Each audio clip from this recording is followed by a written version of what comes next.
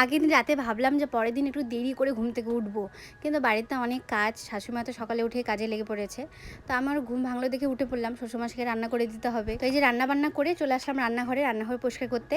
আর এই যে হাঁড়ি ভর্তি করে আমাদের বিস্কুট এসেছে, মোটামুটি এক দুজন বাদ দিয়ে যতজন এসেছিল সবাই এই বিস্কুট নিয়ে এসছে। এগুলো দেখে তো আমার খুব ভালো লাগছে যে যখন যেরকম ইচ্ছা হবে তখন সেরকম বিস্কুট খাবো। বেশি কাউকে নিমন্ত্রণ করেনি, শুধু 15-20টা বাড়ির মতো করেছে নিমন্ত্রণ। তো 2-3 জন বাদ দিয়ে সবাই বেশিরভাগ বিস্কুটই এনেছিল। এই যে চানাচুর এনেছে, ঝুড়ি ভাজা এনেছে। আমাদের বাড়ির সবাই আবার এগুলো খেতেই বেশি পছন্দ করে মিষ্টির থেকে। আর রান্নাঘরে এক কোণে এই যে একটা ব্যাগ পড়েছিল, ব্যাগের মধ্যে দেখলাম আম এনেছে।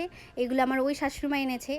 আম খেতে তো আমার খুব ভালো লাগে। আম দিয়ে আমি সব খেতে পারি, আম দিয়ে ভাত খাবো, আম দিয়ে রুটি খাবো, আম দিয়ে মুড়ি খাবো, সব। এই যে কলা নিয়ে এসছে আমার মা আমাদের বাড়ি থেকে। মা আবার লাড্ডু আর সন্দেশ এনেছিল, দুধের প্যাকেট, লাড্ডু, সন্দেশ। তারপর রান্নাঘরটা পরিষ্কার করে এই যে এখানে চিনি জল বানাচ্ছি শাশুড়িমার জন্য। আজকে আমাদের এখানে বিপত্তারিণী পুজো হবে, তো ওখানেই শাশুড়ি বউ দুজনেই যাবো, সেজন্য উপসে আছি আজকেও।